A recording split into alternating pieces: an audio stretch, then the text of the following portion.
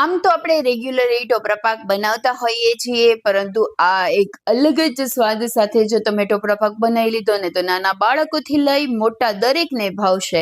Rose flavour ટોપરા પાક. Hello friends, જય શ્રી કૃષ્ણ. સ્વાગત છે તમારું મારા કિચનમાં. બસ જો કિચનમાં આવી ગઈ છું, ટોપરા પાકની રેસીપીની બનાવવાની તૈયારી કરી રહી છું. જોઈ શકો છો તમે, આપણે એકદમ સરસ રીતે રેસીપી બનાવવાના છીએ. તો આ રીતે હવે આપણે રેસીપી બનાવવાનું શરૂ કરીએ. તો એના માટે મેં એક મોટી જાડા તળિયાવાળી કઢાઈ લઈ લીધેલી છે. તમારે આ રીતે જાડા તળિયાવાળી જ કઢાઈ લેવાની છે, કારણ કે બેસે નહીં એટલા માટે. તો સામગ્રીમાં આપણે 2 વાટકા મેં ટોપરા પાક લઈ લીધેલો છે, 1 વાટકો મિલ્ક પાવડર અને 1 વાટકો ખાંડ અને ઝીણું ખમણ લીધેલું છે. તમે તાજા નાળિયેરના ખમણનો પણ બનાવી શકો. આ માપથી બનાવશો પરફેક્ટ બનશે. 2 વાટકાએ 1 વાટકો ખાંડ લેશો એટલે પરફેક્ટ બનશે. અને પાણી તમારે અડધો વાટકો લેવાનો છે, એટલે કે જેટલી ખાંડ લીધી છે એના કરતાં અડધું પાણી લેવાનું છે. એ રીતે તમારે અહીંયા માપ રાખવાનું છે.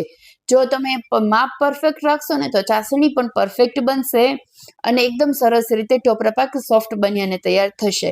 હવે ચાસણી થાય ત્યાં સુધીમાં આપણે ટોપરાને લઈ લઈએ, એટલે કે નાળિયેરનું ખમણ લઈ લઈએ અને એમાં આપણે મિલ્ક પાવડરને મિક્સ કરી દઈએ. જોઈ શકો 2 વાટકા નાળિયેરનું ખમણ લીધેલું છે અને 1 વાટકો મિલ્ક પાવડર લઈ લેવાનો છે અને બરાબર રીતે મિક્સ કરવાનું છે. મિલ્ક પાવડર ઉમેરવાનું કારણ એ તમે ટોપરા પાક ઓલો જે માવાવાળો ખાઓ ને એવો જ ટેસ્ટ આમાં આવે, એટલા માટે આપણે મિલ્ક પાવડર ઉમેરીએ છીએ. જોઈ શકો આ રીતે બરાબર મિક્સ કરવાનું છે. જો મિલ્ક પાવડર સારી રીતે મિક્સ થઈ જશે ને તો વાંધો નહીં. હવે નહીતર પછી એના ચંક્સ જેવું રહી જતું હોય છે, આમ બરાબર નથી બનતા, ગાંઠા થઈ જતા હોય. હવે જો આપણી ચાસણી એકદમ પરફેક્ટ બનવા આવી છે. ચાસણીને સારી એવી મીડિયમ ટુ સ્લો ગેસના ફ્લેમ પર તમારે પકાવવાની છે.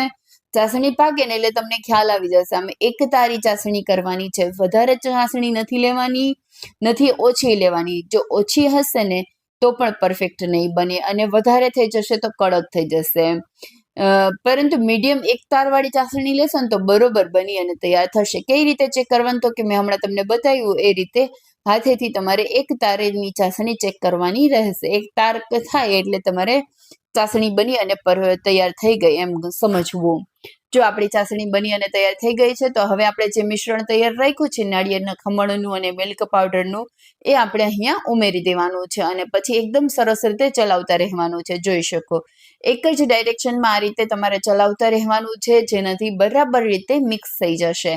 જો આ રીતે તમને એવું લાગે છે ડ્રાય છે, પરંતુ તમે મિક્સ કરશો ને એટલે પરફેક્ટ મિક્સ થઈ જશે. અને વધારે ચાસણી કરશો ને તો શું થશે, એકદમ ગળ્યો થશે અને એ ગળ્યો છે ને નહીં સારો લાગે ટોપરા પાક. આ રીતે તમે કરશો ને તો એકદમ સરસ બની અને તૈયાર થશે.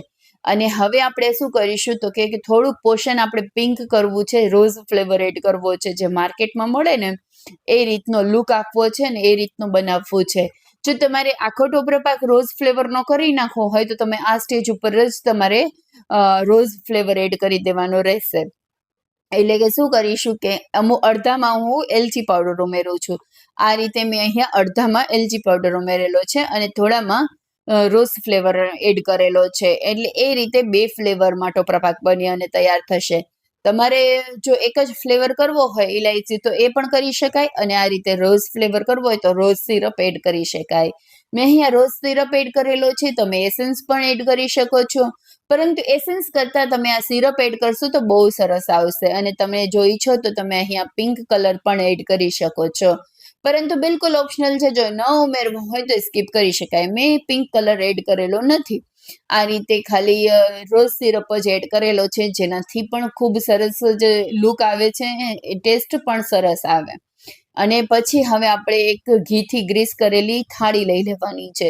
જો આ રીતે આપણે ઘીથી ગ્રીસ કરેલી થાળી લઈ લીધેલી છે, એમાં આપણે પહેલા વ્હાઈટ મિશ્રણ એડ કરવાનું છે અને પછી આપણે બીજું લેયર બનાવવા માટે પિંક મિશ્રણ એડ કરવાનું છે. જોઈ શકો છો હું પહેલા અહીંયા વ્હાઈટ કલરનું મિશ્રણ લઈ લઈશ અને તમે આ રીતે ચમચાની મદદથી અથવા તવીથાની મદદથી વાટકીમાં તળિયામાં ઘી લગાવી અને તમે સેટ કરી શકો છો. મારે થોડું ઠંડુ થઈ ગયું હતું તો હું હાથેથી જ બરાબર થાપી દઈશ, એટલે કે એકદમ સરખું લેયર્સ બનાવી દેવાની છું. જો આ રીતે હાથેથી જ મેં લેયર બનાવી દીધેલું છે. મારો ટોપરો પાક થોડોક ઓછો હતો એટલે આખી થાળીમાં નથી થયો, પણ તમારે જો નાની થાળી હોય તો એ રીતે તમે સેટ કરી શકો છો. અને આ રીતે ચમચાની મદદથી એક સરખું લેયર કરી અને પાતળું લેયર તૈયાર કરીશ, કારણ કે 2 લેયરમાં વણવાના છે ને તો પછી વધારે થઈ જશે અને થોડી વાર પડ્યો રહેશે ને તો પણ તરત જ જામી જશે. એટલે તમારે તરત ગરમ ગરમ હોય ને ત્યારે જ તમારે પ્રોસેસ કરવાની શરૂ કરી દેવાની છે, કે જેનાથી શું થશે કે એકદમ પરફેક્ટ રીતે તમે જમાવી શકશો ને તમારે વધારે મહેનત નહીં કરવી પડે. આ રીતે આપણું વ્હાઈટ લેયર તૈયાર થઈ ગયું છે.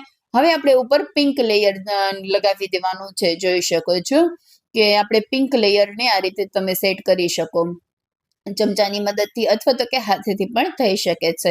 તમે ઘીવાળો હાથ કરી અને તમે સેટ કરી શકો છો. જો આ રીતે તમારે ફરતે પિંક લેયર લગાવી દેવાનું છે. તમે 3 કલરમાં પણ કરી શકો, આમ નીચે વ્હાઈટ, વચ્ચે પિંક અને ઉપર પાછું વ્હાઈટ, એ રીતે પણ કરી શકો છો. એવું કંઈ જરૂરી નથી, તમે એક કલરમાં પણ કરી શકો, કાં એકલો પિંક અથવા કાં એકલો વ્હાઈટ પણ રાખી શકો, એઝ યુ ટેસ્ટ. એમ તમને જેવો ટેસ્ટ ગમે એ રીતે તમે કરી શકો છો. હવે આપણે ઉપરથી લુક સરસ આવે એટલા માટે અહીંયા મેં પિસ્તાની કતરણ ઉમેરેલી છે. જો તમારે ન ઉમેરવી હોય તો બિલકુલ ઓપ્શનલ છે, સ્કીપ કરી શકાય. અને આ રીતે દબાવી દેવાની છે જેનાથી એકદમ સરસ ચોંટી જાય. વળી પિસ્તાની કતરણ ઉપરથી પછી ખરી જશે એવું થશે, એટલા માટે તમારે આ રીતે ચોંટાડી દેવાની છે. જોઈ શકો છો, જોતા જ ખાવાનું મન થાય છે એટલો ટેસ્ટી આપણો ટોપરા પાક બની અને તૈયાર થઈ ગયો છે. વ્રત ઉપવાસમાં ખાઈ શકાય છે અને બાળકોથી લઈ મોટા બધાને ભાવે એવો સરસ ટોપરા પાક બની અને તૈયાર થઈ ગયો છે. ખૂબ જ ટેસ્ટી બને છે. જરૂરથી એકવાર ટ્રાય કરજો. રેસીપી કેવી લાગી એ કમેન્ટમાં જરૂરથી જણાવજો. જો રેસીપી ગમી હોય તો વિડીયોને લાઇક કરી દેજો. મારી મહેનત ગમી હોય તો વિડીયોને લાઇક કરી દેજો. ચેનલને જરૂરથી શેર કરજો અને સબસ્ક્રાઇબ કરી લેજો. Thank you for watching. ફરીથી મળીશું એક નવી ટેસ્ટી રેસીપી સાથે. કોઈ બીજી તમને સ્વીટ રેસીપી જોઈતી હોય તો એ કમેન્ટમાં મને જરૂરથી જણાવો. Thank you. Bye bye.